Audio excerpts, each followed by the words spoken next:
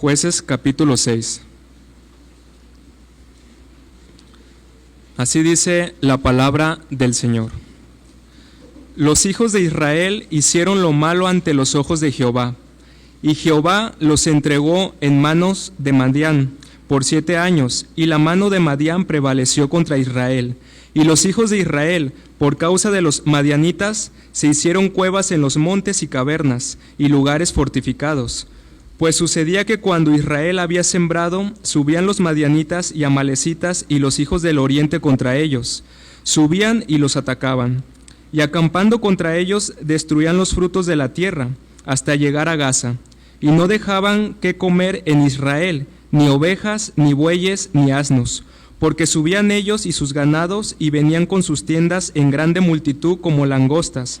Ellos y sus camellos eran innumerables. Así venían a la tierra para devastarla. De este modo empobrecía Israel en gran manera por causa de Madián, y los hijos de Israel clamaron a Jehová. Y cuando los hijos de Israel clamaron a Jehová a causa de los madianitas, Jehová envió a los hijos de Israel un varón profeta, el cual les dijo: Así ha dicho Jehová, Dios de Israel: Yo os hice salir de Egipto, y os saqué de la casa de servidumbre. Os libré de mano de los egipcios, y de mano de todos los que os afligieron, a los cuales eché delante de vosotros, y os di su tierra. Y os dije: Yo soy Jehová vuestro Dios. No temáis a los dioses de los amorreos, en cuya tierra habitáis, pero no habéis obedecido a mi voz. Y vino el ángel de Jehová, y se sentó debajo de la encina que está en Ofra, la cual era de Joás Abieserita, y su hijo Gedeón estaba sacudiendo el trigo en el lagar, para esconderlo de los madianitas. Y el ángel de Jehová se le apareció y le dijo: Jehová está contigo, varón esforzado y valiente. Y Gedeón le respondió: Ah, Señor mío, si Jehová está con nosotros, ¿por qué nos ha sobrevenido todo esto? ¿Y dónde están todas sus maravillas que nuestros padres nos han contado, diciendo: ¿No nos sacó Jehová de Egipto? Y ahora Jehová nos ha desamparado y nos ha entregado en mano de los madianitas. Y mirándole Jehová le dijo: Ve con esta tu fuerza y salvarás a Israel de la mano de los madianitas. ¿No te envío yo? Entonces le respondió: Ah, Señor mío, ¿con qué salvaré yo a Israel? He aquí que mi familia es pobre en Manasés, y yo el menor de la casa de mi padre. Jehová le dijo: Ciertamente yo estaré contigo, y derrotarás a los madianitas como a un solo hombre. Y le respondió: Yo te ruego que si he hallado gracia delante de ti, me des señal de que tú has hablado conmigo. Te ruego que no vaya de aquí hasta que vuelva a ti, y saque mi ofrenda y la ponga delante de ti. Y él respondió: Yo esperaré hasta que vuelvas.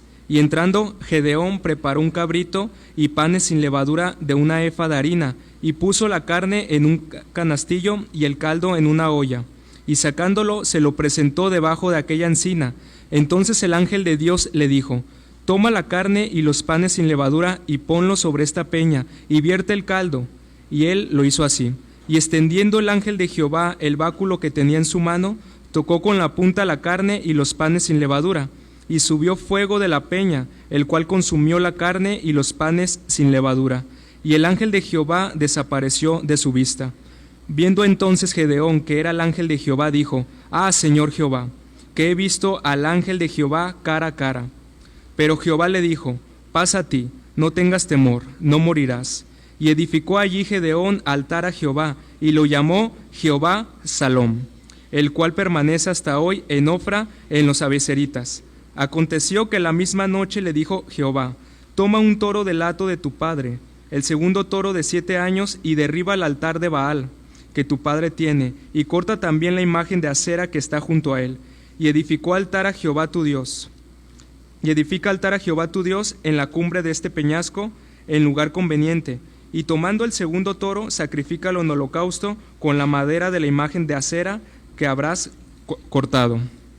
Entonces Gedeón tomó 10 hombres de sus siervos, e hizo como Jehová le dijo, mas temiendo hacerlo de día, por la familia de su padre y por los hombres de la ciudad, lo hizo de noche. Por la mañana, cuando los de la ciudad se levantaron, he aquí que el altar de Baal estaba derribado, y cortada la imagen de acera que estaba junto a él. Y el segundo toro había sido ofrecido en el holocausto sobre el altar edificado, y se dijeron unos a otros: ¿Quién ha hecho esto? Y buscando e inquiriendo les dijeron: Gedeón, hijo de Joás, lo ha hecho. Entonces los hombres de la ciudad dijeron a Joás: saca a tu hijo para que muera, porque ha derribado el altar de Baal y ha cortado la imagen de acera que estaba junto a él. Y Joás respondió a todos los que estaban junto a él: ¿contenderéis vosotros por Baal? ¿Defenderéis su causa? Cualquiera que contienda por él, que muera esta mañana. Si es un dios, contienda por sí mismo con el que derribó su altar. Aquel día Gedeón fue llamado Jerobal, esto es, contienda Baal contra él, por cuanto derribó su altar. Pero todos los madianitas y amalecitas y los del oriente se juntaron a una, y pasando acamparon en el valle de Jezreel. Entonces el espíritu de Jehová vino sobre Gedeón, y cuando éste tocó el cuerno, los abiezeritas se reunieron con él, y envió mensajeros por todo Manasés, y ellos también se juntaron con él. Asimismo envió mensajeros a Aser, a Zabulón, a Neftalí, los cuales salieron a encontrarles. Y Gedeón dijo a Dios: si has de salvar a Israel por mi mano, como has dicho, he aquí que yo pondré un vellón de lana en la era, y si el rocío estuviera en el vellón solamente, quedando seca toda la tierra, entonces entenderé que salvarás a Israel por mi mano, como lo has dicho. Y aconteció así, pues cuando se levantó de mañana, exprimió el vellón y sacó de él el rocío, un tazón lleno de agua. Mas Gedeón dijo a Dios: no se encienda tu ira contra mí, si aún hablar esta vez, solamente probaré ahora otra vez con el vellón. Te ruego que solamente el vellón quede seco y el rocío sobre la tierra. Y aquella noche lo hizo Dios así, solo el vellón quedó seco y en toda la tierra hubo rocío. Esta es la palabra del Señor. Podemos sentarnos.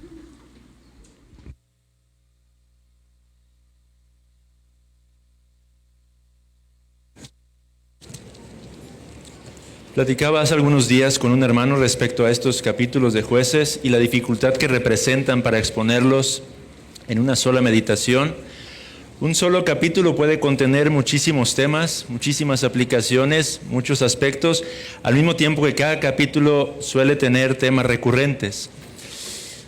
De manera que en Jueces capítulo 6, aunque hay muchísimas cosas que pudiéramos traer a nuestras mentes el día de hoy, desarrollarlas, meditarlas, contemplarlas, vamos a tratar de enfocarnos en primer lugar en entender el contexto, lo que está ocurriendo, para después extraer una aplicación solamente para nuestras vidas.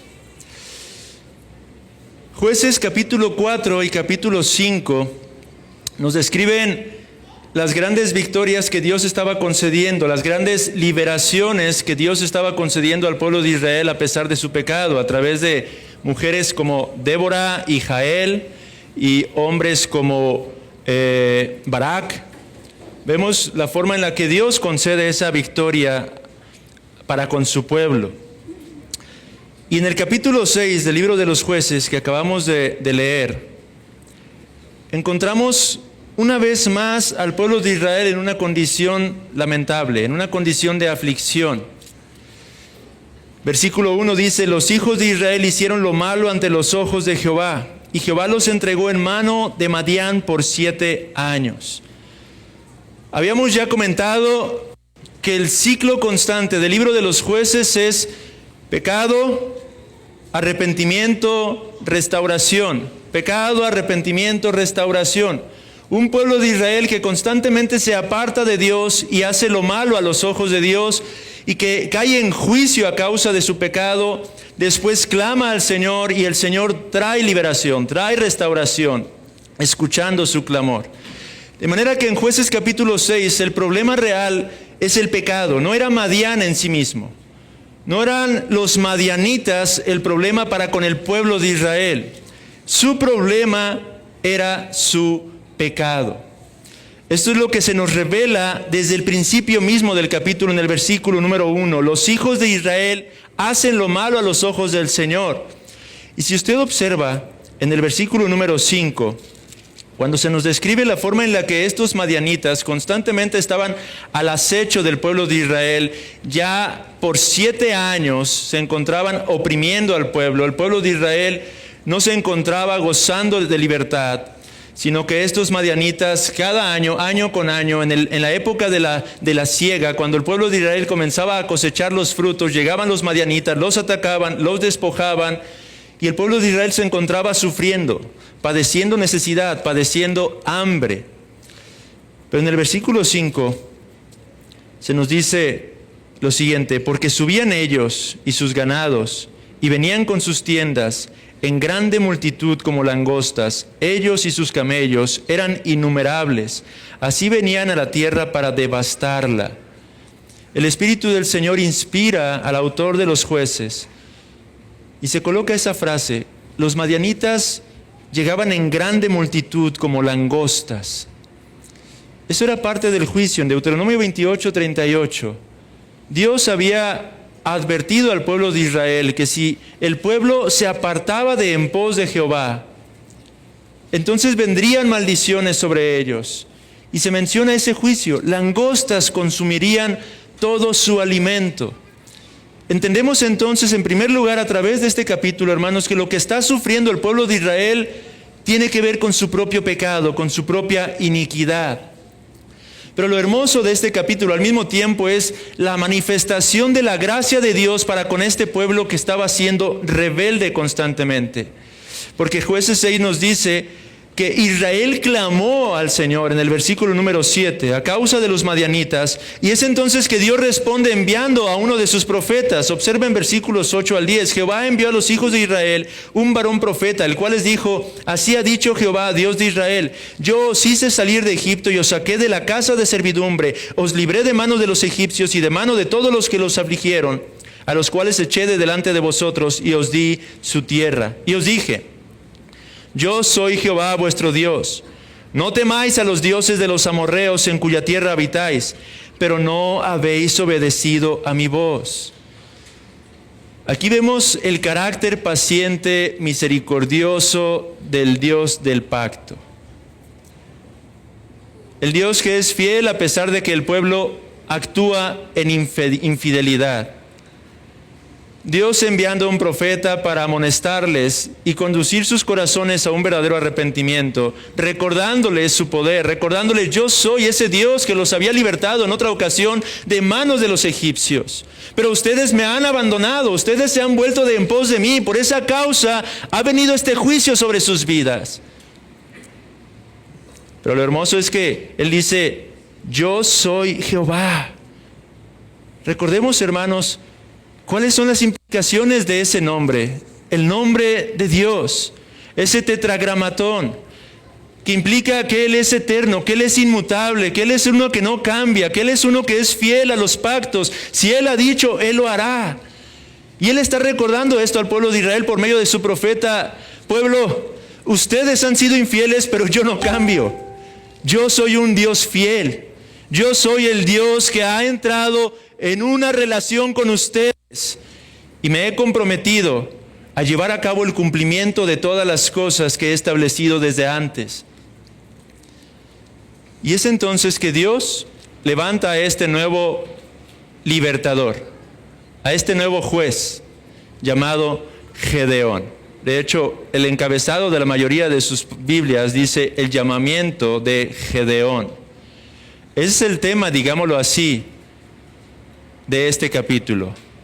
Dios en su gracia no solamente envía a un profeta para recordar el pecado al pueblo y guiarlos al arrepentimiento, sino que también levanta a un nuevo juez, a un libertador, a un hombre que se encargaría de llevar a cabo la obra de redención, digámoslo así.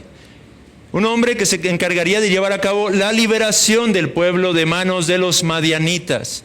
Y este hombre escogido es Gedeón. Ahora, ¿quién era este Gedeón, hermanos? ¿Cuál es el carácter de este hombre que se nos revela en este capítulo 6 del libro de los Jueces? Este hombre se reconoce a sí mismo como uno de la tribu de Manasés, de la más pobre de las familias de esta tribu. Y al mismo tiempo,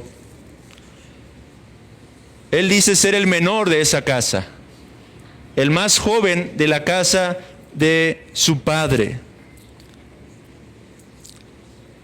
Él estaba mostrando al Señor su incapacidad. Él estaba revelando y reconociendo su debilidad.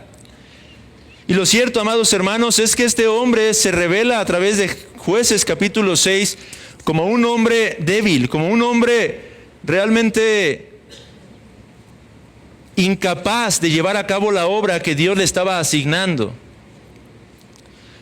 Podemos ver que era un hombre que temía a los hombres más que a Dios. Podemos ver que era un hombre cuya fe flaqueaba constantemente.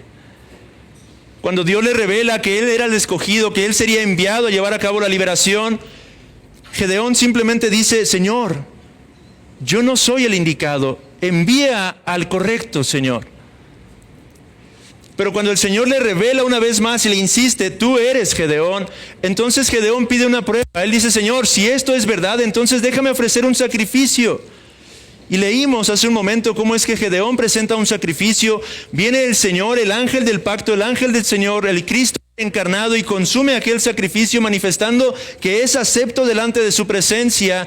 Cuando Gedeón descubre y se da cuenta de que con quien ha estado hablando es precisamente el Dios eterno, el Dios inmutable, entonces él llega a temer, pero Dios habla palabras de paz a su corazón.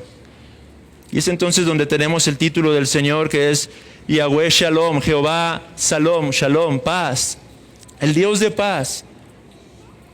Y Dios entonces le asigna una comisión. Gedeón ahora entonces ve y derriba el altar que está en tu propia casa, en tu propia familia.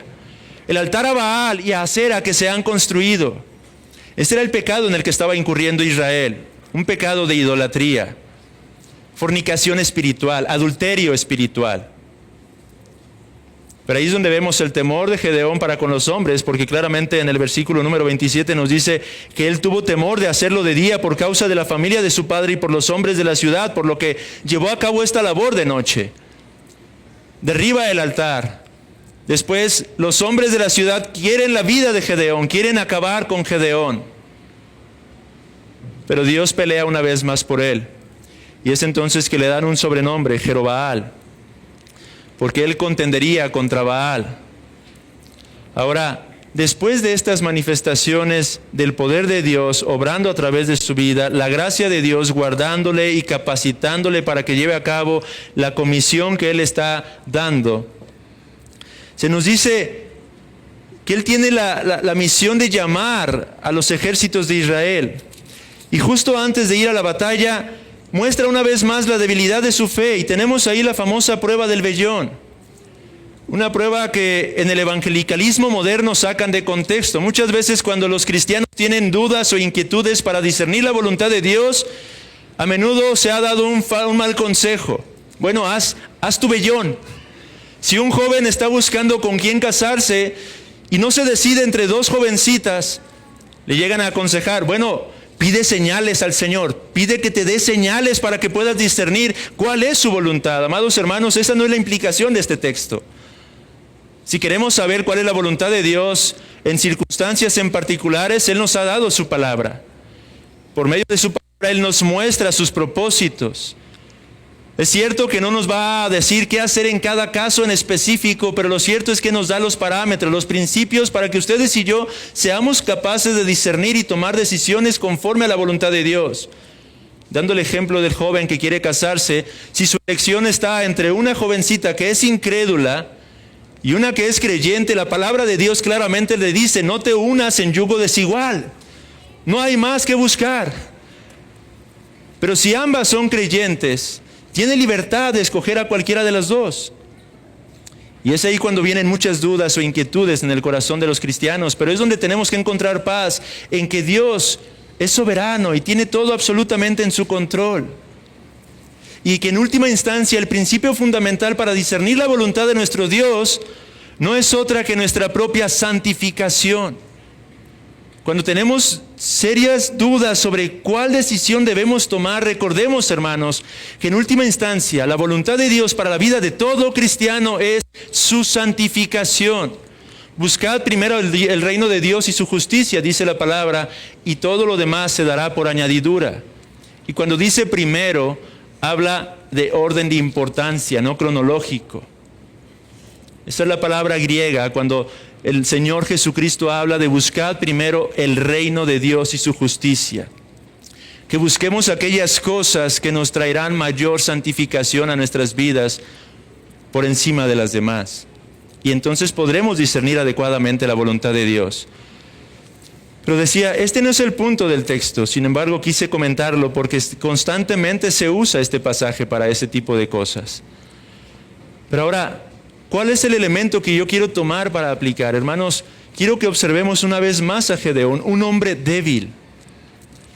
Un hombre que mostraba temor a Dios, temor a los hombres, perdón. Un hombre que tenía serias dudas y serias dificultades para confiar en la palabra de Dios.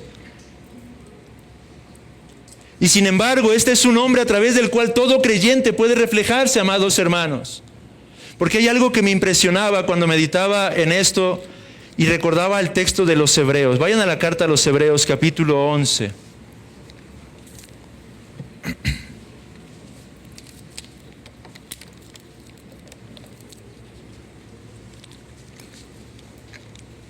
El capítulo 11 de la carta a los Hebreos, digamos que es como una especie de salón de la fama, donde se mencionan nombres de hombres que han formado parte de la historia de la redención. Y en el versículo número 32, el autor inspirado menciona a Gedeón como uno de estos héroes de la fe. ¿Y qué más digo? Dice, porque el tiempo me faltaría contando de Gedeón, de Barak, de Sansón, de Jefté, de David, así como de Samuel y de los profetas, que por fe conquistaron reinos, hicieron justicia, alcanzaron promesas, taparon bocas de leones, apagaron fuegos impetuosos, evitaron filo de espada, sacaron fuerza de debilidad, se hicieron fuertes en batallas, pusieron en fuga ejércitos extranjeros. En el Nuevo Testamento, hermanos, se nos dice que Gedeón es un hombre considerado y reconocido por una fe firme, una fe fuerte. Pero en el Antiguo Testamento lo que nosotros estamos leyendo es algo que pareciera ser completamente distinto. Jueces 6 nos describe que este hombre dudaba constantemente. Le pone una vez el vellón al Señor, el Señor responde soberanamente y por su gracia, Señor, una vez más, ahora quiero que sea diferente. Dudas constantemente. Y lo veremos a lo largo de los otros 2 capítulos. Sin embargo, la carta a los Hebreos reconoce a Gedeón como un hombre de fe. De fe. ¿Qué es la fe, hermanos? Hablamos de la fe verdadera, de la fe que justifica, de la fe que salva. La fe, dice Thomas Watson, es la principal virtud del Evangelio y es la fuente de las demás virtudes. Esta fe, la fe verdadera, es la fuente de las demás virtudes. Dice además Thomas Watson, en el cielo, la principal virtud será el amor. Pero mientras estemos aquí, el amor debe ceder el paso a la fe. El amor toma posesión de la gloria, pero la fe le da derecho a ella. El amor es la virtud culminante en el cielo, pero la fe constituye la virtud vencedora en la tierra. La fe verdadera, hermanos, es la que había en el corazón de este hombre. La fe verdadera es la que nos lleva a aferrarnos a Cristo. ¿Cómo reconocemos esa clase de fe? Porque esa fe en primera instancia aprecia a Cristo y le da su verdadero valor. Esa fe verdadera puede ver en Cristo la perla de gran precio por la cual merece la pena dejar absolutamente todas las cosas de este mundo. La fe verdadera además es una virtud refinadora, es decir, una virtud que no acaba con la vida del pecado, pero sí quita el amor al pecado en el corazón de los creyentes. La fe verdadera nos purifica respecto de nuestras iniquidades. Reconocemos la fe verdadera porque también es una virtud obediente. La fe verdadera nos lleva a obedecer, no es ociosa, y nos lleva a obedecer alegremente la voluntad de nuestro Dios. La fe verdadera también es una virtud asimiladora. ¿Qué significa esto? Que hace al alma cada vez más como Cristo, como el objeto de nuestra fe. Cristo siendo el objeto de nuestra fe, Cristo siendo uno santo, conduce a aquellos que poseen la fe verdadera a ser cada vez más santos. Cristo siendo uno humilde, conduce a los que poseen esa clase de fe en Cristo a una humildad cada vez mayor.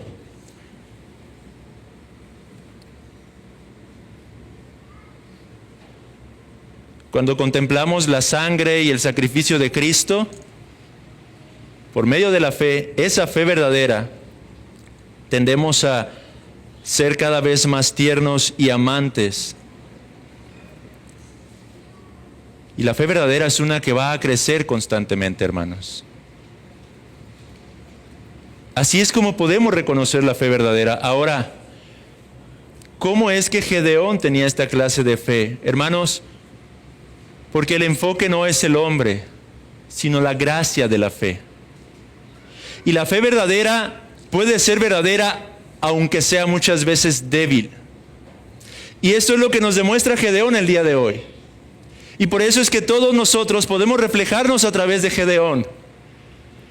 Porque la carta a los Hebreos reconoce que este hombre era un hombre de fe, con una fe verdadera. Y sin embargo nosotros leemos cómo es que él luchó constantemente con dudas, con incertidumbre.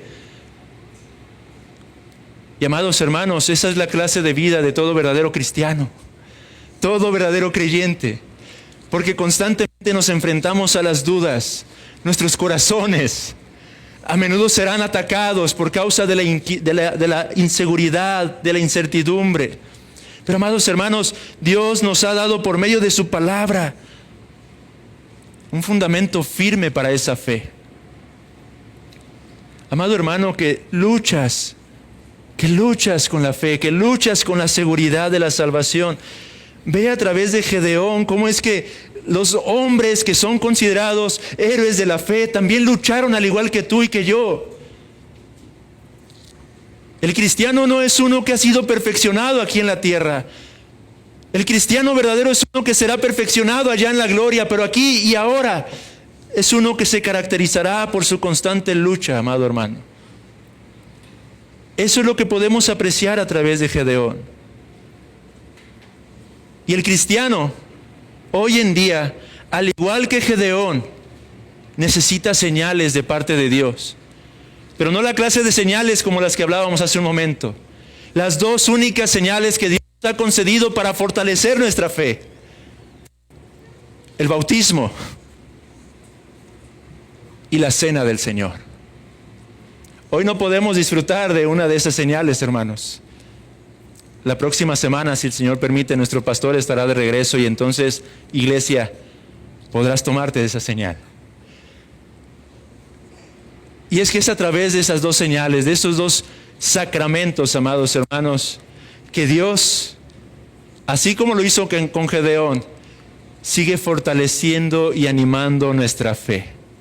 Una fe que a veces estará arriba y muchas veces estará abajo. Una fe que estará fluctuando a menudo, porque estamos en un mundo caído aún, hermanos, y en un estado no completamente glorificado, hermanos.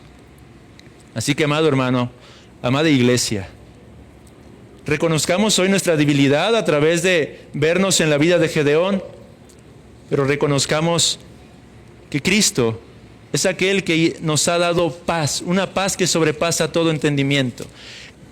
Alguna vez un predicador comentó que algunas de las páginas más desafiantes en todas las Sagradas Escrituras son aquellas que se encuentran en blanco justo entre el final del Antiguo Testamento y el inicio del Nuevo Testamento. ¿Por qué diría eso este predicador? Porque estas páginas, amados hermanos, representan alrededor de 400 años de silencio de parte de Dios hacia con su pueblo.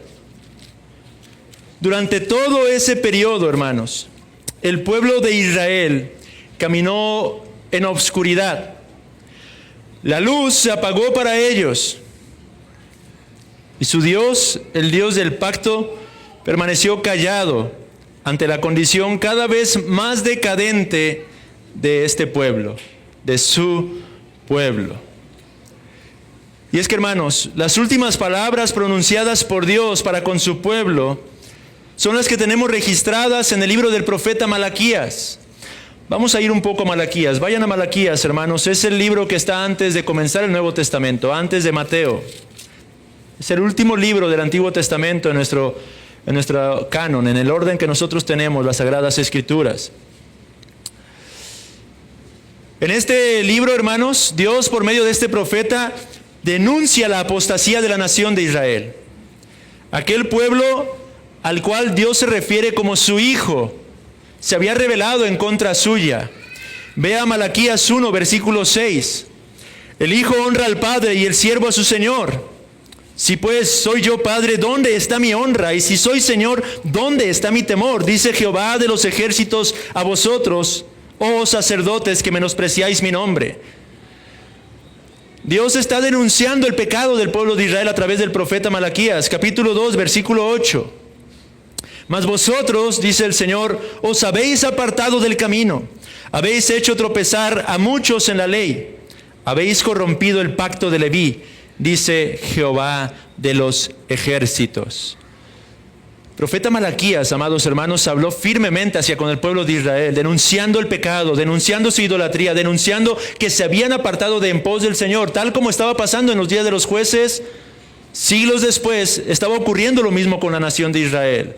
Ese pueblo que había recibido abundante revelación, ese pueblo que era el depositario de la revelación escrita del Dios vivo, del Dios verdadero, del Dios creador de todas las cosas, del Dios del universo, ese pueblo se estaba apartando constantemente. Esa era la constante en la vida del pueblo de Israel. Y Malaquías está reprendiendo al pueblo. Y está advirtiendo y amonestando acerca del juicio, de la ira de este Dios vivo en contra de ellos. Ahora, una de las cosas, amados hermanos, que realmente deberían de sorprendernos en todas las Sagradas Escrituras es precisamente la misericordia de Dios, la paciencia de Dios, la fidelidad de Dios. Porque eso es lo que vemos vez tras vez en este sagrado libro, hermanos. Hay personas, los he escuchado, quienes dicen o se atreven a decir que la Biblia y sobre todo el Antiguo Testamento revela un Dios de pura ira, a una especie de Dios que está pronto siempre a castigar, a un Dios inmisericordia, dicen ellos. En la antigüedad, de hecho, en la época de los padres, hubo quienes decían que ese era el Dios del Antiguo Testamento, era un Dios completamente distinto al del Nuevo Testamento. Porque en el Antiguo Testamento ellos lo único que veían era ira, juicio, castigo. Y en el Nuevo Testamento dicen ellos, ahora vemos amor, gracia, perdón, misericordia. Pero cuán equivocados están estas personas. Lo que revelan ellos cuando hablan de esta forma es su ignorancia. Porque si algo nos muestra el Antiguo Testamento y los libros de los profetas una y otra vez es la gracia y la misericordia de Dios. Observen lo que dice Malaquías 4, versículos 2 al 3. Después de que Dios ha estado denunciando el pecado de Israel, amonestando y advirtiendo acerca del juicio inminente, Él ofrece una promesa de gracia. Mas a vosotros, dice, los que teméis mi nombre, nacerá el sol de justicia, y en sus alas traerá salvación, y saldréis y saltaréis como becerros de la manada. Hollaréis a los malos, los cuales serán ceniza bajo las plantas de vuestros pies. En el día en que yo actúe, ha dicho Jehová de los ejércitos. ¿Qué significan estas palabras? Gracia. Porque Dios está diciendo a través del profeta, sí, pueblo, ustedes me llaman Padre, pero no me honran. Me llaman Señor, pero no me temen. Ustedes se han apartado de en pos de mí, pero con todo, pueblo, el día viene y se acerca, en el que resplandecerá en medio de ustedes el sol de justicia, y entonces el sol de justicia en sus alas traerá salvación para sus almas. Y saldrán y saltarán como becerros de la manada, mostrando el gozo, la alegría, el regocijo que experimentarán a causa de esa gloriosa redención. ¿Puede ver entonces usted, amado hermano, cómo es que ¿El Dios del Antiguo Testamento es exactamente el mismo que el Dios del Nuevo Testamento? En el Antiguo Testamento vemos también la gracia y la misericordia de Dios, hermanos. Pero ¿cuándo ocurriría esto? Es la pregunta. ¿Cuándo es que vendría esta salvación? ¿Qué señal habría de este día, Señor, que estás anunciando? ¿Qué señal ofrecerás para que reconozcamos el momento en el que estas cosas vendrán a su cumplimiento, Señor? Y ahí es donde vamos al final del libro del profeta Malaquías. Versículos 5 y 6. Observe cómo concluye el profeta. Cómo cierra la revelación de Dios en el antiguo pacto. He aquí, yo os envío el profeta Elías, antes que venga el día de Jehová grande y terrible. Él hará volver el corazón de los padres hacia los hijos y el corazón de los hijos hacia los padres, no sea que yo venga y hiera la tierra con maldición. Este pasaje, hermanos, esta profecía de Malaquías es la que se registra en nuestro texto del día de hoy. Este texto es el que está citando un ángel, el ángel Gabriel. Dios estaba anunciando que el día en que Él cumpliría trayendo al sol de justicia, en cuyas alas vendría salvación para su pueblo, sería antecedido por la llegada de un mensajero. Un Elías lo llama Malaquías. Un Elías que vendría para preparar el corazón del pueblo, llamándolos al arrepentimiento, llamándolos a volverse a su Dios, el Dios del cual se habían apartado, el Dios al que habían abandonado, hermanos.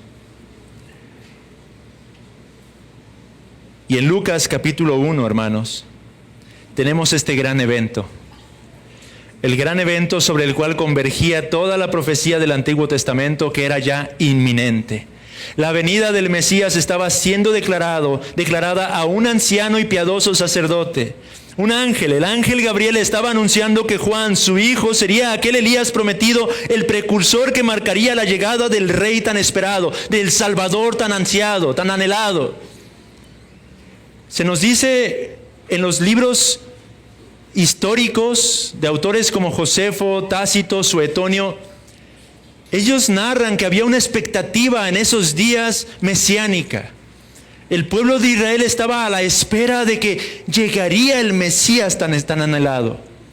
Era algo que se estaba aguardando constantemente en esos días. Era un ambiente que se respiraba. La mayoría de los israelitas tenían cierta certeza de que estaba por llegar este Mesías prometido, hermanos. Y al igual que en los días de Moisés, después de 400 años de esclavitud y un aparente silencio de parte de Dios, finalmente un acontecimiento sobrenatural marcaba el inicio y la inauguración de una nueva época, hermanos. En aquellos días, Dios se manifestó sobrenaturalmente a Moisés a través de una zarza, y después grandes prodigios y milagros acompañarían la redención del pueblo de Israel. Y en estos días Dios se manifestaría sobrenaturalmente a un anciano y su esposa para que ésta concibiera milagrosamente, y después se manifestaría sobrenaturalmente a una jovencita, a una aldeana israelita, y concebiría también de manera sobrenatural, y entonces tendríamos grandes prodigios, milagros y maravillas a través de la vida y obra de nuestro Señor Jesucristo. Esto es lo que tenemos el día de hoy en este capítulo, hermanos, y en este pasaje. El cumplimiento de las cosas que habían sido profetizadas 400 años atrás, hermanos. Y al igual que en los días de Moisés, muchos se gozarían y se beneficiarían de las obras de Dios, pero también habría otros tantos que terminarían apostatando y rechazando la salvación provista, pereciendo así en el desierto. Cuando Jesucristo nuestro Señor nació entre nosotros, muchos se gozaron y se deleitaron en la gloriosa salvación y en el cumplimiento de las profecías, pero otros tantos rechazaron al Mesías. Está escrito que a lo suyo vino y los suyos no le recibieron. Un sorprendente paralelo en todas las cosas, hermanos. Y hoy dispongámonos a escudriñar estos versículos 5 al 25, para meditar en esta realidad, en el cumplimiento de estas cosas. Y para hacerlo, hermanos, el día de hoy, quiero que veamos este pasaje como una especie de presentación teatral, digámoslo así. Una presentación que se nos revela en 3 actos: primer, segundo y tercer acto. El primer acto nos conducirá a un hogar piadoso del linaje de la tribu de Leví, versículos 5 al 7. El segundo acto nos conducirá hacia el lugar santo del templo de Jerusalén, versículos 8 al 22. Y el tercer acto nos llevará de regreso al hogar de este piadoso matrimonio, versículos 23 al 25. Así es como vamos a bosquejar nuestro texto para escudriñar lo que en él se nos revela. Veamos el primer acto entonces. Lucas registró cuidadosamente el contexto de la historia. Este evento en particular ocurrió cerca del final del reinado de Herodes, conocido como Herodes I o Herodes el Grande. Ahí lo dice el versículo 5. Esta época, la época de este gobernante, fue caracterizada por la fuerte opresión hacia el pueblo de Dios. Recordemos que en esos días el pueblo de Dios se encontraba bajo el yugo romano. Herodes fue un hombre impuesto por Roma para gobernar, para reinar sobre Israel. No era un hombre que el pueblo de Israel quisiera como su rey, y se caracterizó por ser un tirano. Este es el mismo Herodes de Mateo 2, versículos 1 al 22, que provocó la matanza de varios niños inocentes cuando buscaba perseguir a Jesucristo después de su nacimiento. En aquellos días, Lucas nos describe a un matrimonio de edad avanzada. Sus nombres eran Zacarías, que significa Jehová se ha acordado, y Elizabeth, cuyo significado es mi Dios es un juramento. El pasaje nos dice que Zacarías era uno de los sacerdotes del pueblo de Israel. Ambos eran descendientes de la línea de Aarón y se destacaban, según Lucas, por su piedad. Observe el texto, versículo 6. Ambos eran justos delante de Dios. El texto nos dice que ambos eran justos, no delante de los hombres, pero delante de Dios. Lo que nos señala no al hecho de que este matrimonio era uno que no tenía pecado, pero que eran justos a causa de su fe en el Señor y en su palabra. De hecho, amados hermanos, esa es la forma en la que Dios siempre ha justificado a los redimidos, por medio de la fe. La fe de la que hablábamos hace un momento, la fe verdadera. Abraham fue justificado de esa manera. Génesis 15 nos dice, creyó Abraham y le fue contado por justicia. Zacarías y Elizabeth creían en el Dios vivo y verdadero que es santo, justo y misericordioso. Creían en la revelación de su palabra en el Antiguo Testamento. Creían que la ley de Dios es recta y pura, pero sabían que ellos eran pecadores y eran incapaces de guardarla. Sí, amigo, nosotros predicamos un evangelio, una salvación que no es por obras. En este punto estamos completamente en contra de lo que enseñan las otras religiones. No es por tus méritos o por tus obras que tú serás justificado delante de Dios, pero por la sola fe. ¿Fe en qué o en quién? En la persona y obra de nuestro Señor Jesucristo. Eso es lo que enseña la Biblia y eso es lo que nosotros creemos. De manera que para creer, en primera instancia tenemos que reconocer nuestra incapacidad y nuestra pecaminosidad. Por lo que Zacarías y Elizabeth ciertamente entendían la necesidad de volverse a Dios en arrepentimiento y en esta clase de fe. Ellos entendían la necesidad del sacrificio por los pecados y de hecho esperaban al Mesías, cuyo sacrificio era la base para el perdón de sus pecados delante de Dios. Esto es lo que enseña la Biblia. Es por medio del sacrificio de Cristo que nosotros podemos ser verdadera y eficazmente perdonados de todos y cada uno de nuestros pecados. Ahora, es digno de resaltar la piedad de este matrimonio en medio de la apostasía en la que se encontraba el pueblo en aquellos días, hermanos. Porque si bien es cierto, el pueblo de Israel en aquellos días ya no se levantaba ídolos, se encontraba en un estado de apostasía. Ahora vivían en un legalismo. Habían cambiado el mensaje, la esencia del mensaje revelado aún desde el antiguo pacto en cuanto a que la salvación es por la sola fe, por uno de obras.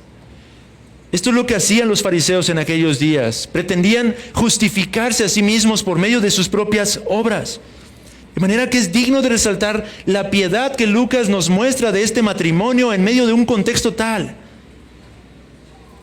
Ahora podemos entender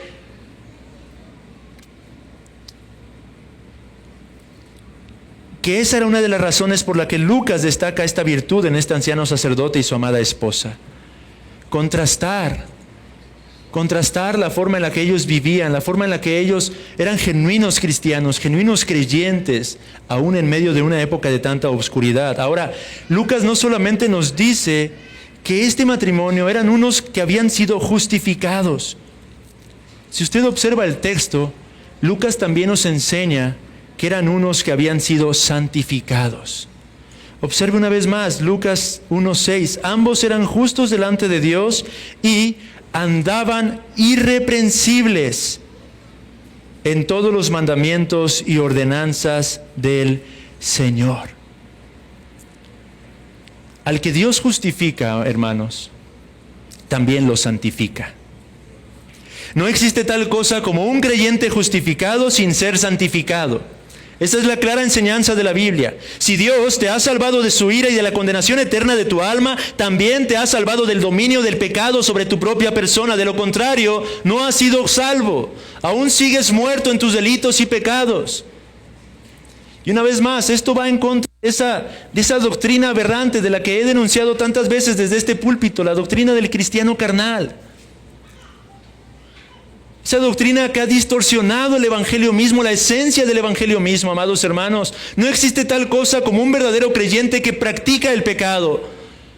Es decir, aclaremos una cosa, pecamos. El cristiano es uno que peca. Pero el apóstol Juan en su primera carta, capítulo 3, hace una distinción entre el pecar y practicar el pecado. Y claramente él dice en el versículo 8 y 9 que el que practica el pecado es del diablo. El cristiano no es uno que practique el pecado. Y esto es lo que señala esta doctrina tan aberrante. Esta doctrina enseña que tú puedes haber sido justificado, que tú ya estás bien delante de Dios y sin embargo seguir viviendo una vida de pecado, una vida inmoral, una vida de continua idolatría,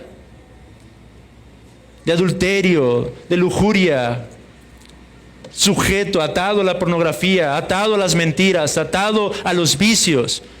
Eso contradice la esencia del evangelio. Cuando Dios justifica, también santifica. La pregunta es, ¿has sido tú justificado? Y si has sido justificado, ¿has sido santificado entonces? ¿Cuál es tu condición hoy delante del Señor? ¿Cómo vienes hoy a reunirte aquí en este lugar? ¿Cuál es el estado de tu alma, amigo? ¿Has sido rescatado de tu pecado?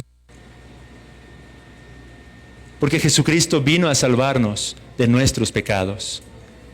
Y eso significa que no solamente vino a rescatarte de la ira de Dios y del juicio y del castigo en el infierno, pero vino a rescatarte del poder que el pecado ejerce sobre ti, de la esclavitud en la que por naturaleza los hombres nos encontramos desde la caída,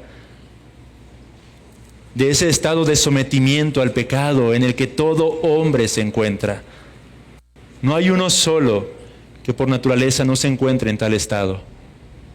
Todos aquí en este lugar, desde el más pequeño hasta el mayor de nosotros, nacemos o hemos nacido en tal estado. Y cuando Cristo salva, nos salva de esa condición. Volviendo al texto, de manera que entonces podríamos imaginar a este matrimonio contextualizándolo como el de un pastor cercano ya a la edad del retiro junto con su esposa, que es una mujer de virtud. Estos son Zacarías y Elizabeth. Ahora, en medio del gozo de vivir una vida en comunión con Dios, de este matrimonio, Lucas nos describe que había una triste sombra que oscurecía un poco la vida de aquel piadoso hogar. Versículo 7. Pero no tenían hijo, porque Elisabet era estéril, y ambos eran ya de edad avanzada. Pensemos en lo que esto implicaba, hermanos. En primer lugar, las luchas que pudo haber enfrentado esta piadosa mujer, las dudas, y aún el llegar a protestar contra Dios por causa de su situación. Seguramente este fue un medio que el Señor usó para la santificación de Elisabet. Los hijos, amados hermanos, a diferencia de la cultura moderna, son considerados una bendición, un don de Dios. Pero el Señor se había placido o le había parecido bien no concederle este don a esta mujer, a Elisabet. Así que piense por un momento, esta es la visión, la cosmovisión de los judíos, hermanos. Ciertamente hoy los hijos son vistos como una especie de maldición en muchos de los hogares de este mundo caído, hermanos. Pero la Biblia nos revela que cada hijo, cada fruto que surge del vientre de una mujer, es un don, una dádiva de este Dios. Es una muestra de su buena voluntad para con los hombres. Oh, pero hoy en día los hijos se han convertido en estorbo en esta sociedad. Tristemente, esto es una consecuencia de la oscuridad en la que este mundo se va sumergiendo cada vez más y más y más. Pero en el pensamiento de Elisabet, un hijo era una dádiva de Dios. Y sin embargo, Dios a ella le había dicho no. Ahora, eso ya de por sí podría haber sido una fuerte lucha en su día a día, hermanos. Pero en segundo lugar, la infertilidad en la mente hebrea era considerada una desgracia. Más aún, era considerada en muchas ocasiones un castigo de parte de Dios por causa de la práctica de algún pecado, incluso oculto. Toda mujer que se encontraba en esta condición era a menudo menospreciada, despreciada por sus semejantes. Usted recordará en Génesis 16:4, cuando Sarai no podía dar a luz, no podía concebir, comenzó a ser despreciada por Agar, su sierva. ¿Cuál era en realidad la causa de que su sierva ahora mirara con desprecio a su señora? Era eso, hermanos. Lo mismo en Ana con Penina. La aflicción, la angustia y la forma en la que las otras personas se referían a ellos o las menospreciaban era por causa de que implícitamente decían: si Dios no te ha concedido esta bendición es porque Él te está juzgando a causa de alguna iniquidad, a causa de tu impiedad, a causa de pecado oculto tal vez, a causa de tu propia hipocresía, porque ciertamente tal vez te muestras como una persona piadosa. Tal vez hay pecado en tu vida que no has querido manifestar. Eso es exactamente lo que ocurría con Job. Eso es lo que los amigos de Job hacían con Job. Ellos decían: Job, te ha venido esta calamidad, pero Dios es justo, y si estás en tan grande aflicción, Job, es por causa de algún pecado que se encuentra oculto. De hecho, la propia Elisabet se refiere a la aflicción que había estado soportando entre los hombres a causa de su incapacidad de procrear en el versículo 25, cuando se refiere a esto como su afrenta. Podría traducirse como su vergüenza, su reproche, aquello que constantemente las personas le señalaban. No solo el hecho de no poder concebir, sino la impiedad que tal vez estaba en la vida de esta mujer a los ojos de otras personas. Lo que esto mostraba en la mente judía no era sino una muy deficiente teología y una ignorancia respecto al plan de redención de Dios. Porque lo que padecía Elisabet no era causa de pecado o algún tipo de castigo de parte de Dios, hermanos. Ciertamente, algunas veces como creyentes padeceremos a causa de nuestros pecados. La realidad es que cuando desobedecemos a Dios, el pecado puede llegar a traer consecuencias bastante destructivas en nuestras vidas. Dios trata con nosotros a través de ello. Si usted peca, amado hermano, muchas veces Dios tratará fuertemente con su vida. Habrá consecuencias. El pecado generalmente traerá disciplina de parte de Dios para con sus hijos. Es lo que dice la carta a los Hebreos. El Señor al que ama disciplina y azota a todo al que recibe por hijo. Pero algunos de nuestros sufrimientos, hermanos, no tienen nada que ver con nuestro pecado. Algunos creyentes, de hecho, sufrirán por la razón exactamente opuesta, como dice el apóstol Pablo en su segunda carta a Timoteo, capítulo 3, versículo 12. Y también todos los que quieren vivir piadosamente en Cristo Jesús padecerán persecución. Algunas veces, amados hermanos, sufriremos por causa del pecado de otros. Otras veces sufriremos porque Dios simplemente quiere ser glorificado en medio de nuestro sufrimiento. Muchas veces no seremos capaces de comprender el por qué estamos sufriendo y debemos ser cuidadosos de no llegar a conclusiones equivocadas respecto al por qué estamos en algún tipo de aflicción. En este caso en particular, la infertilidad de Elizabeth tenía un propósito, hermanos. El propósito de mostrar la gloria de Dios. No es que Dios estaba castigando a esta mujer, pero Él estaba preparándola para un gran milagro, que a su vez prepararía a su pueblo para la salvación. La perspectiva cristiana del sufrimiento, hermanos, es esa, que incluso en medio de nuestro dolor, somos llamados a glorificar a nuestro Dios. El sufrimiento en la vida de todo cristiano tiene un propósito, hermanos.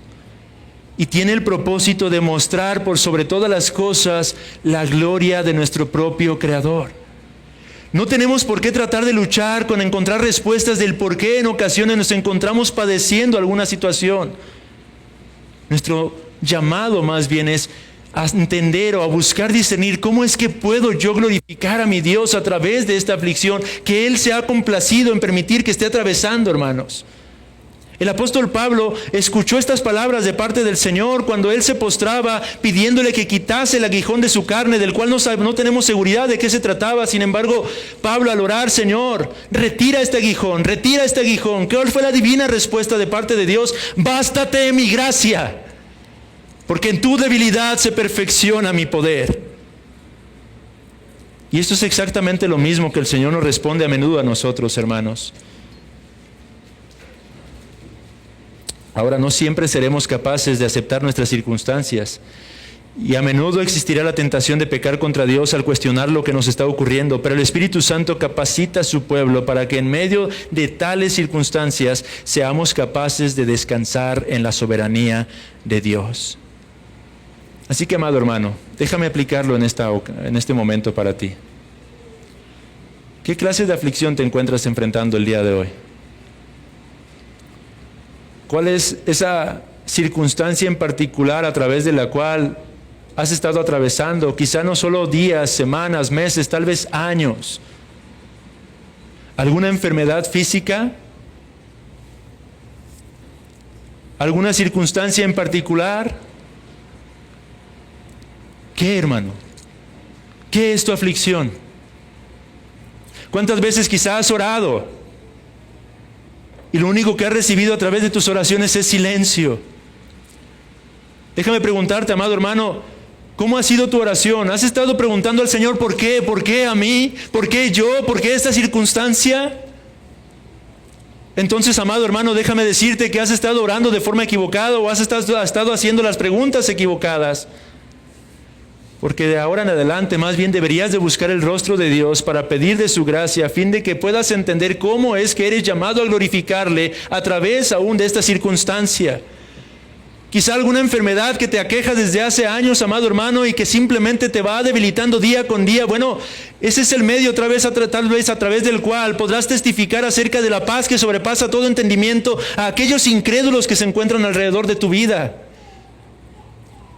Ese es el medio a través del cual tal vez podrás manifestar un verdadero contentamiento que es dado de lo alto por el Dios mismo del cielo y que te fortalece aún para dar gracias en medio del terrible dolor que pudieras estar experimentando.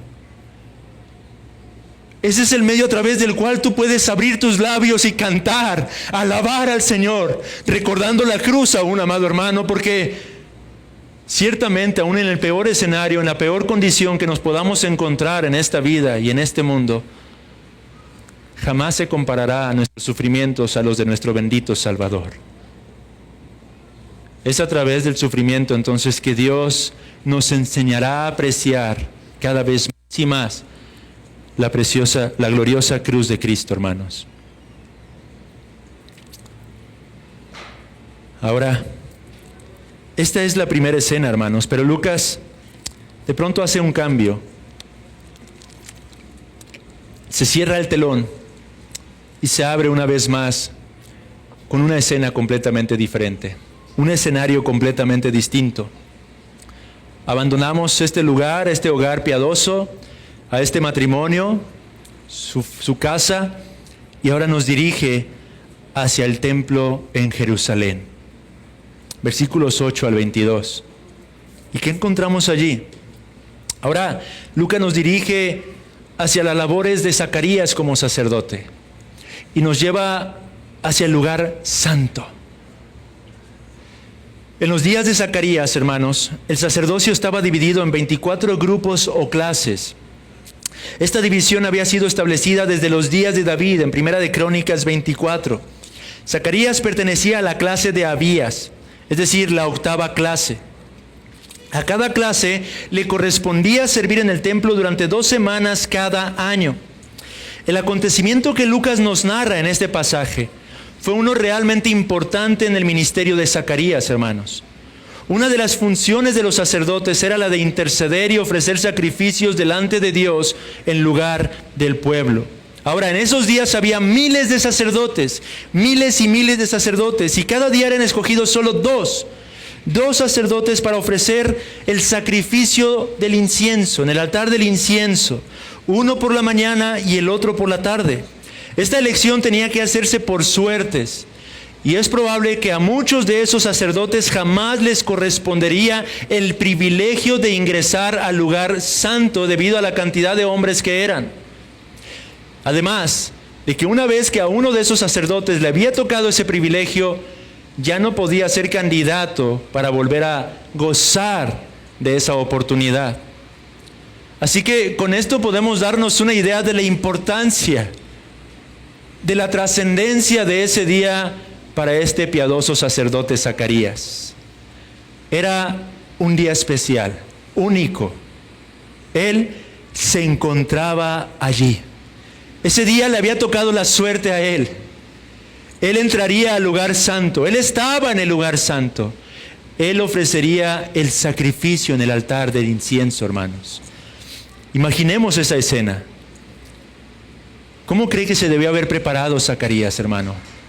Aquí hay varios hermanos que a menudo se les pide que compartan la palabra en otras iglesias locales o en las reuniones que tenemos como miembros. Y creo que pueden entender la importancia de preparar sus corazones para ese momento. Porque lo que se va a hacer es algo solemne. Sea aquí, sea en una reunión informal, sea en un funeral, en cualquier lugar, sea en el centro mismo cuando predicamos el Evangelio, sea en el centro de rehabilitación. Es algo solemne el hablar de las cosas eternas. Es algo sumamente solemne hablar acerca de la gloria de Dios, acerca de la gloria de Dios en la faz de su Hijo Jesucristo. Y cada uno de sus hermanos ha de entender de una mejor manera lo que esto implicaba. ¿Cómo se prepararía con toda diligencia Zacarías antes de entrar a ese lugar, al lugar santo? E imaginémoslo ya ahí adentro, hermanos. Usted sabe cómo estaba dividido el templo del Señor. Era el atrio, en donde se encontraba el altar de bronce, donde se encontraba la fuente en la que se lavaban los sacerdotes, pero luego al cruzar el umbral, ingresaban a el lugar santo. Zacarías estaba en ese sitio. A su diestra estaría la mesa de los panes de la proposición. A su izquierda estaría la lámpara, la menorá de los 7 brazos. Y justo delante de él estaría ese altar precioso de oro, en donde se depositaba el incienso como una ofrenda al Señor. Detrás de ese altar estaría la cortina con aquellos querubines grabados, guardando o resguardando el lugar santísimo, donde se encontraría el arca del pacto, donde se manifiesta o se manifestaría en muchas ocasiones la gloriosa, la majestuosa presencia del Dios vivo y verdadero.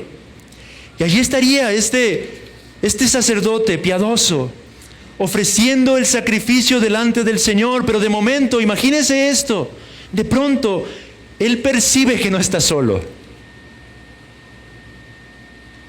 Una majestuosa presencia, una santa presencia se hace visible en medio de su adoración, en medio de su oración de intercesión. Y he aquí un ángel. Un ángel. Un ser celestial se hace presente en ese lugar. ¿Cuál fue la reacción de Zacarías, hermanos? El texto nos dice que estaba aterrado. Aterrado. Hoy en día, amados hermanos, hay personas que dicen tener pláticas con ángeles. Son demonios quizá con lo que mantienen cierta comunicación. Pero la Biblia nos revela que cada vez que uno de los que formaban parte del pueblo de Dios tuvo algún encuentro con uno de estos seres majestuosos, su reacción fue una de terror. Los ángeles son unos que moran, habitan constantemente en la gloriosa presencia de un Dios que es santo, santo, santo. Y esa santidad es lo que resplandece a través de sus vidas. Phobos es la palabra en griego que se usa para describir lo que sintió Zacarías en esos momentos. Él sintió temor, sintió terror. Él estaba aterrado cuando contempló a ese ser delante de él. ¿Y qué clase de ángel era este, hermanos? No cualquier ángel. Este era Gabriel. Aquel que hablaría con Daniel varios siglos atrás para anunciarle las cosas que estaban por venir. Y aquel que se acercaría a aquella jovencita llamada María para anunciarle que ella era la escogida a través de la cual vendría el Mesías a este mundo. Este era Gabriel.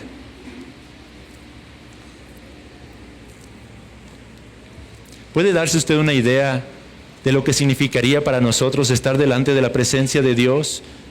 Delante de la presencia de uno de estos seres. Cuando estamos ante la majestuosa presencia, ante la perfecta santidad, amados hermanos, somos más conscientes de nuestra pecaminosidad, somos más conscientes de nuestra iniquidad.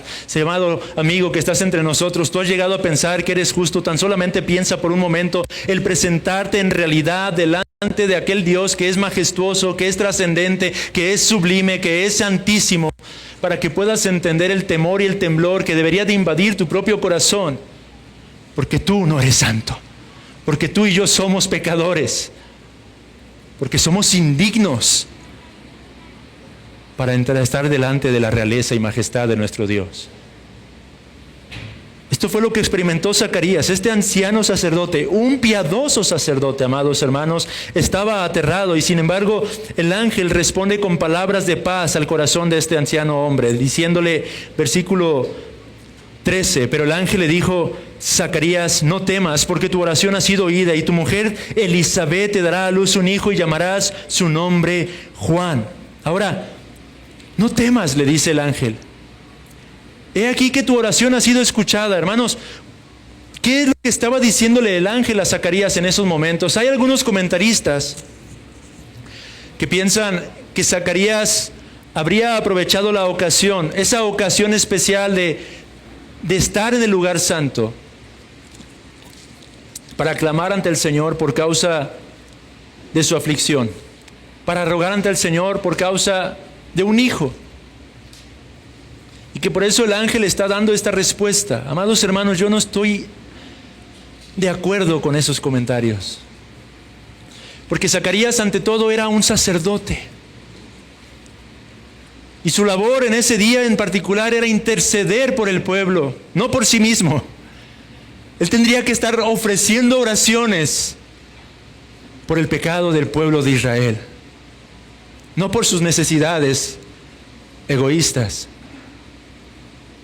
Por eso yo creo que si Lucas lo describe como un varón piadoso, un varón justo, uno que andaba irreprensible en todos los mandamientos y ordenanzas del Señor, no podría haber estado pidiendo en esos momentos, Señor, dame un hijo, Señor, dame un hijo. Eso podría estar en su corazón y seguramente muchas veces habrían orado al Dios del cielo por esa necesidad.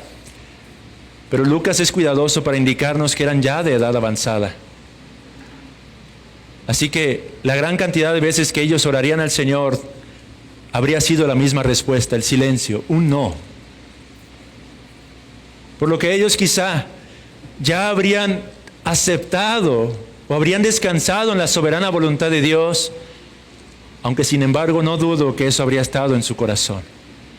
Pero lo que Zacarías estaba orando en esos momentos era por causa del pecado de Israel.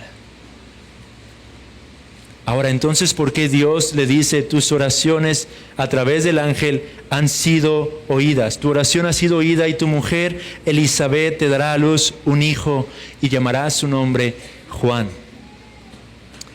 Por lo que representaba este hijo, hermanos, como veremos en un momento. Observe lo que el ángel dice respecto de este hijo a Zacarías, versículos 14 y 15. Tendrás gozo y alegría, y muchos se regocijarán de su nacimiento. 3 cosas menciona en estos 2 versículos el ángel acerca de Juan. No solo tú, Zacarías, tendrás gozo, no solo tú te alegrarás por causa de esta bendición de parte de Dios, pero habrá muchos otros que también se gozarán con ustedes.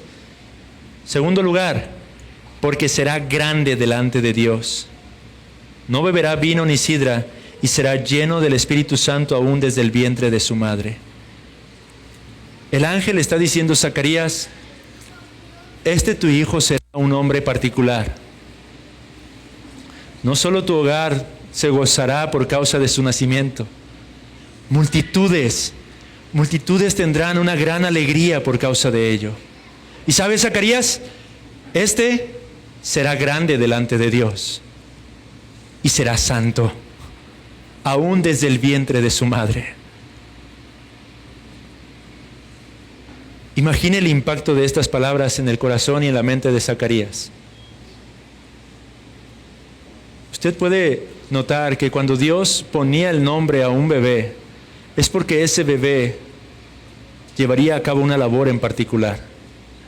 El poner el nombre a un bebé era el privilegio, el derecho, la responsabilidad del papá. Pero el ángel le dijo, llamará su nombre Juan, Yohanan, en el hebreo, simbolizando y mostrando desde allí cuán particular sería este pequeño. Ahora, el ángel diría algo más impactante a Zacarías todavía. Y es ahí donde leemos versículos 16 y 17. Y hará que muchos de los hijos de Israel se conviertan al Señor Dios de ellos, e irán delante de Él con el espíritu y el poder de Elías para hacer volver los corazones de los padres a los hijos y de los rebeldes a la prudencia de los justos, para preparar al Señor un pueblo bien dispuesto. ¿Qué estaba diciéndole el ángel a Zacarías en esos momentos? Zacarías, siendo un sacerdote, siendo un varón justo, siendo un varón cuyos caminos eran irreprensibles en la ley de Dios, un hombre que conocía la Torá, que conocía los escritos y que conocía a los profetas. Que en esos momentos, cuando el ángel le comienza a decir estas palabras, Zacarías tuvo que haber relacionado esto con la profecía de Malaquías. Él pudo entender en esos momentos que lo que el ángel estaba revelando es que él estaba respondiendo a sus oraciones, no porque simplemente le estaba dando un hijo, sino porque el pueblo de Israel ahora estaría a punto de experimentar la salvación por la cual Zacarías estaba pidiendo en el lugar santo. Zacarías, este es el cumplimiento de Malaquías. Zacarías, tu hijo, Juan, es el Elías prometido hace 400 años. Y eso significa, en la mente de Zacarías, imagínense esto, haciendo conexiones. He aquí el Mesías. He aquí el Salvador. He aquí el sol de justicia en cuyas alas vendrá la salvación de este pueblo. He aquí nuestra redención ya está cerca. Esto es lo que el ángel estaba diciéndole entre líneas a Zacarías. Ahora, ¿cuál fue la respuesta de Zacarías, hermanos? Gloria a Dios. Alabemos al Señor, porque he aquí que Él es fiel. Él es gloriosamente justo, misericordioso y lleno de gracia.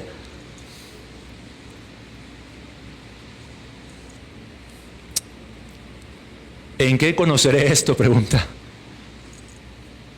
Porque yo soy viejo y mi mujer es de edad avanzada. ¿Cuál fue la respuesta de Zacarías, hermanos? Incredulidad. Incredulidad. Zacarías se vio a sí mismo, vio a su esposa: Señor, soy viejo, mi esposa ya es de edad avanzada, ¿cómo va a ser esto? ¿Cómo será esto, Señor? Ahora, es interesante, hermanos, lo que pasa aquí. Esta es la clase de respuesta que muchos hombres de Dios dieron en momentos muy particulares del plan de redención. Abraham mismo titubeó antes de ser justificado por causa de la fe. Leíamos de Gedeón, cómo es que titubeó constantemente. Moisés decía: Señor, envía a quien debes enviar realmente.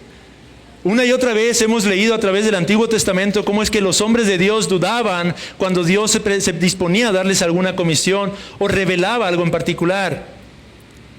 Y esto es lo mismo que hace aquí Zacarías, hermanos. Soy viejo.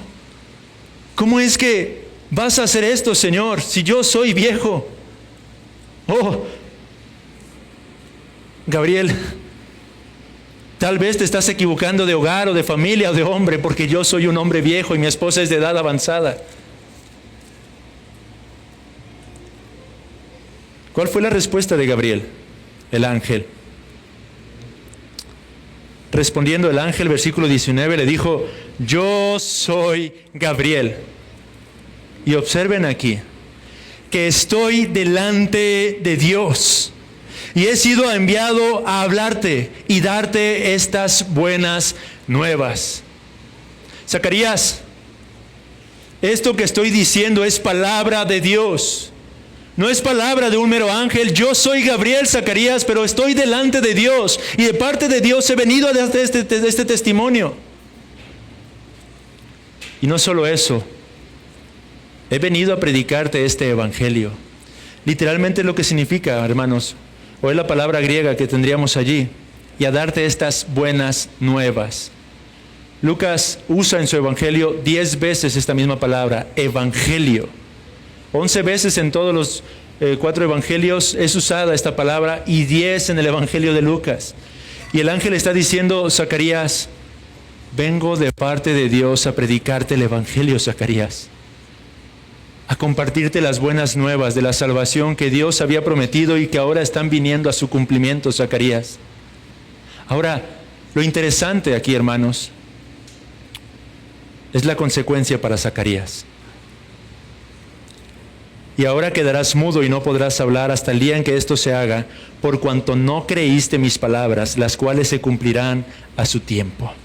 ¿Por qué, hermanos? Es la pregunta que me surgía. ¿Por qué? ¿Por qué Abraham no recibió disciplina? ¿Por qué Moisés no fue disciplinado? ¿Por qué Gedeón no fue disciplinado? ¿Por qué todos estos hombres no fueron disciplinados y Zacarías sí? ¿Cuál es la razón, hermanos, por la que Zacarías en esos momentos recibe un tipo de juicio de parte de Dios? Quedarás mudo, no podrás hablar hasta que todo esto llegue a su cumplimiento, Zacarías. Una primera respuesta, hermanos, que me venía a la mente es por causa de la gran cantidad de luz que ahora tendría Zacarías. Y me parece razonable, hermanos, en un sentido. Un sacerdote estudioso de las Escrituras, a diferencia de Abraham, que iba conociendo cada vez más revelación de Dios, pero paulatinamente. Abraham pudo ver obscuramente ciertas cosas, a diferencia de Zacarías, quien ahora podía ver con mayor claridad todas estas realidades.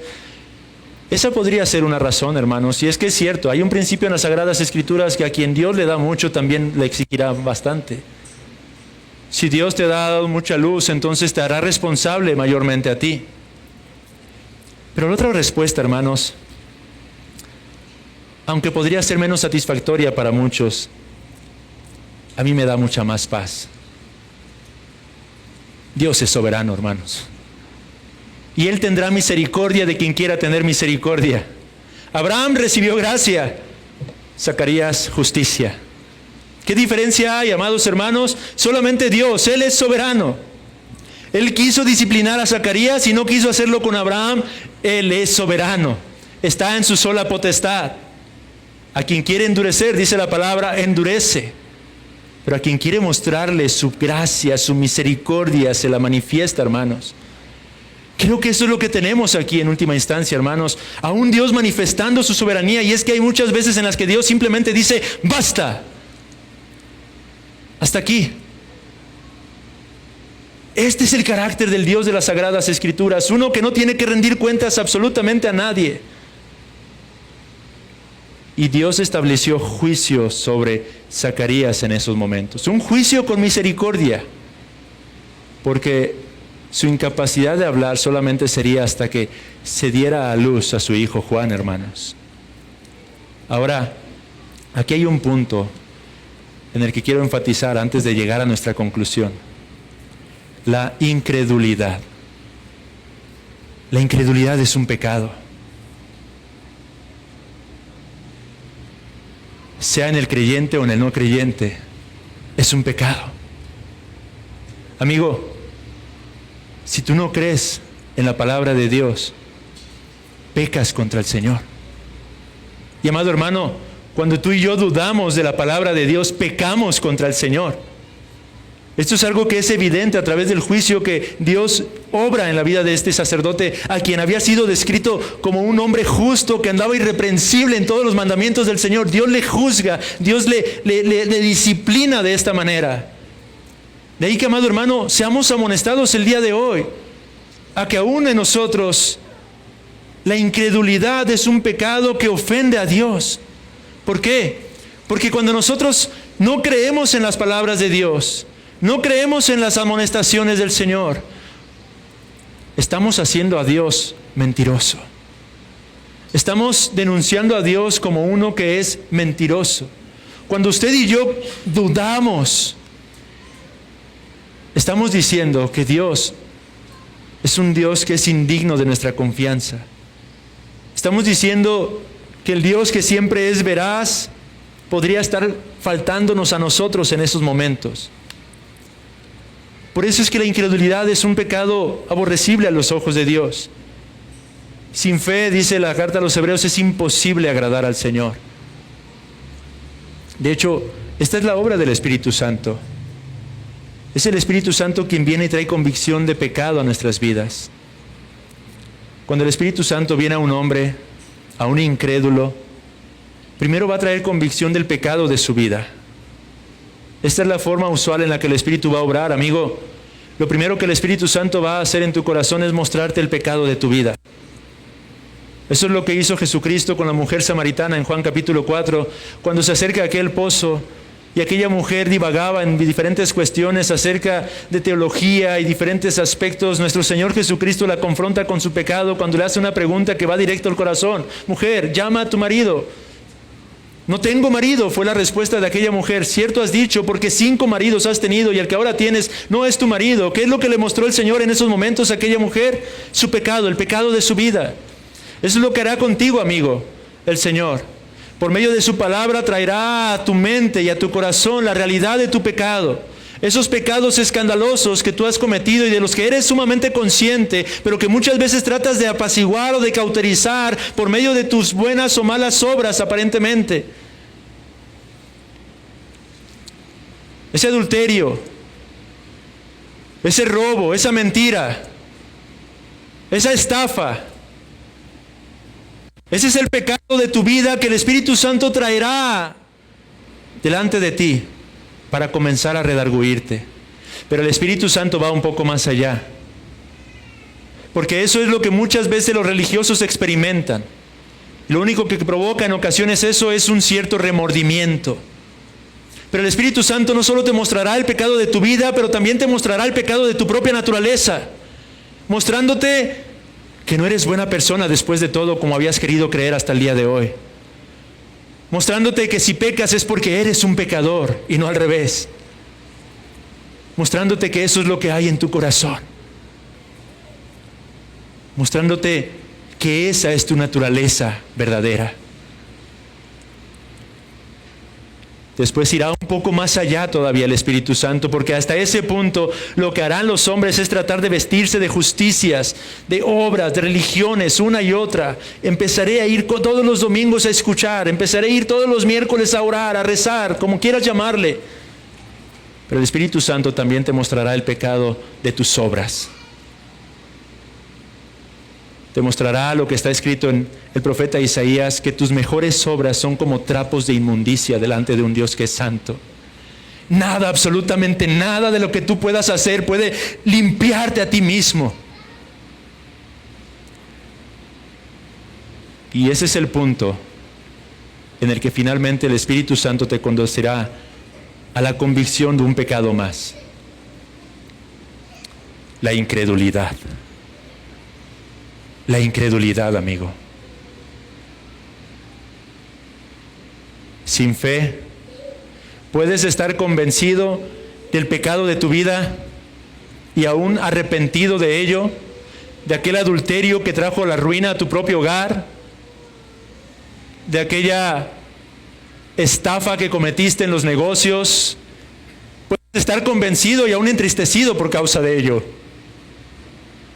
Puedes estar convencido de que no hay absolutamente nada bueno en ti para recomendarte. Puedes estar convencido de que realmente eres un pecador de lo peor. Puedes estar convencido de que tu religiosidad no te va a ayudar en lo absoluto. Pero el estar convencido de todas estas cosas en última instancia no te dará la salvación si sigues hundido en tu incredulidad. Si sigues rechazando confiar en que es solamente por la fe en la persona y obra de Cristo que puedes ser perdonado. Quizá puedas creer que Jesús fue un hombre, pero te cueste creer que Jesús es verdadero Dios. Quizá puedas creer que en la Biblia hay verdad, pero te cuesta creer que la Biblia es la verdadera palabra de Dios, la inerrante palabra de Dios, la revelación absoluta y perfecta del Dios vivo y verdadero. Quizá puedas creer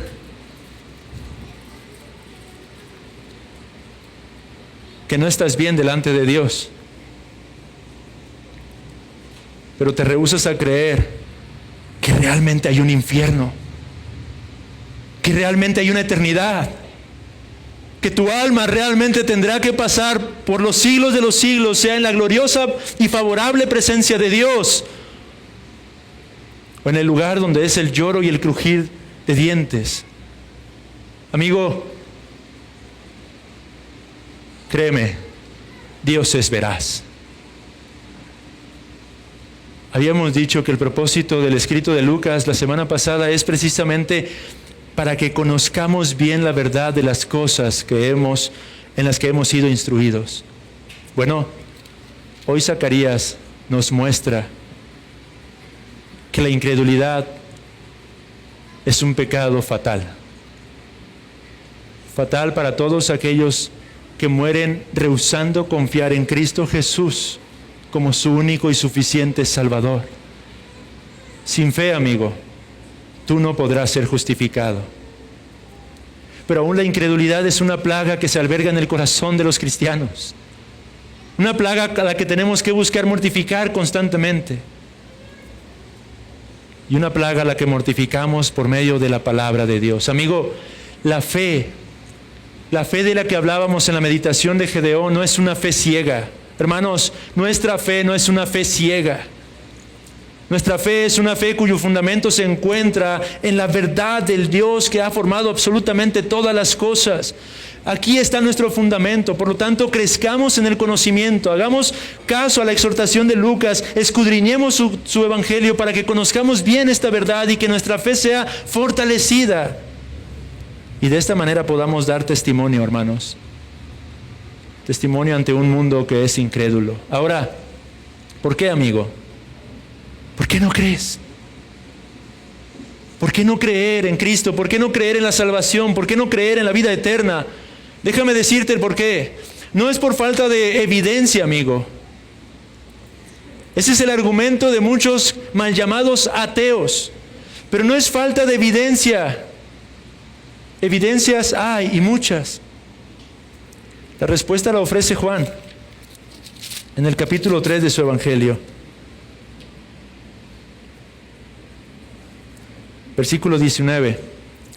Y esta es la condenación, que la luz vino al mundo, y los hombres amaron más las tinieblas que la luz, porque sus obras eran malas. La Biblia dice, amigo, pecador que aún no estás en Cristo, que tu condenación obedece no a la falta de evidencia, sino al amor a tu pecado. La luz, Cristo, ha venido al mundo para revelar la gloriosa verdad de que hay esperanza y hay perdón para todo pecador. Pero lo cierto, dice Juan, es que tú amas más tu pecado. Y por lo tanto, no quieres ir a la luz. Amas más las tinieblas porque sabes que tus obras son malas. Y todo aquel que hace lo malo, dice el texto, aborrece la luz y no viene a la luz para que sus obras no sean reprendidas. Esta es la triste condición, la triste realidad, amigo. A ti, amado, que estás con nosotros y que has estado con nosotros ya, ¿cuántos años? 1, 2, 3, 4, 5 años. Y aún sigues sin descansar en la perfecta obra de Jesucristo. Hoy sé redarguido y sé exhortado y sé confrontado. Si tú no has creído, no es por falta de evidencia. Has escuchado una y otra vez que hay un Salvador que es todopoderoso para rescatar al peor de los pecadores. Pero la realidad, amado, es que amas tu pecado. Pero abandona tu pecado hoy. Oh, porque tu pecado te arrastrará a las entrañas de tu perdición. Abandona tus iniquidades.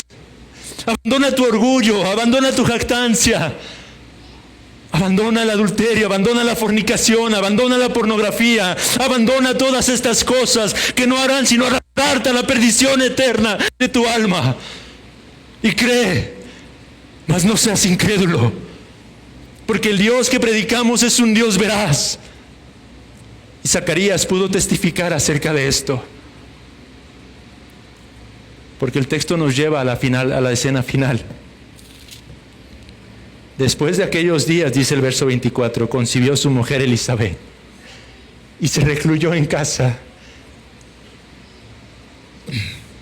por 5 meses, diciendo, así ha hecho conmigo el Señor en los días que se dignó quitar mi afrenta entre los hombres. Lucas nos revela que lo que Dios dice se cumple. El ángel anunció a Zacarías, Zacarías tendrás un hijo. Él dudó, pero Lucas nos dice cómo concluyó aquella situación. Se cumplió. Porque, amigo, este Dios es veraz.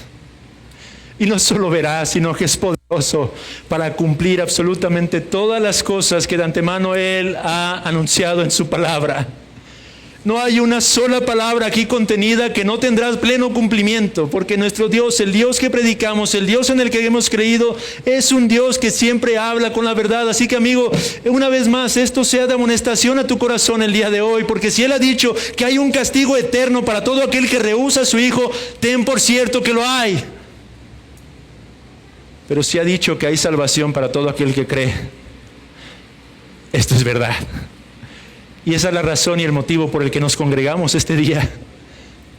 Porque los que estamos aquí confesamos que hemos creído en la veracidad de estas palabras.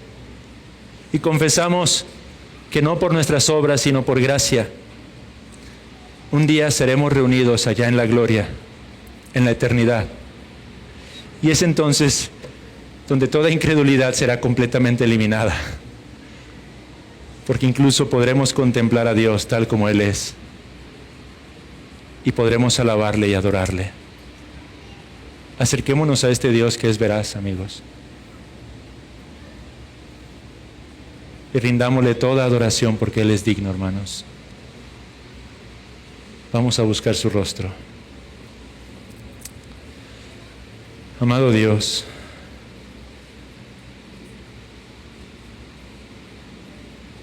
Padre,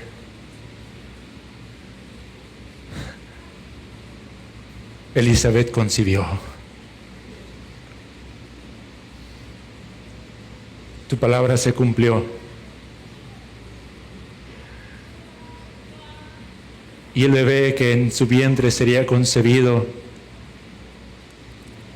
vendría para preparar el camino, Señor, del cumplimiento de otras de tus muchas promesas. El cumplimiento de la mayor de las promesas, oh Padre, que era la venida de tu Hijo Jesús, quien vino a este mundo, Señor, para traer salvación a todo aquel que en Él cree. Señor, qué gozo y qué descanso el poder meditar tu palabra y ser testigos aún de la forma en la que todas las cosas fueron siendo cumplidas. Qué aliento para nuestra débil fe que a veces titubea, Señor, pero que se aferra y se afirma, Padre. Gracias. Gracias por la realidad de la obra de tu Hijo Jesucristo. Gracias por su vida, por su muerte, por su resurrección. Gracias, Señor, porque en tu palabra tú has prometido que un día Él regresará y que en ese día serán inaugurada la plenitud de todas las cosas, Señor. Oh Padre, en esta hora, Señor, oramos encarecidamente para que tú obres trayendo convicción del pecado, de la incredulidad en el corazón de los que por mucho tiempo, Señor, se han encontrado acariciando ese pecado, Señor.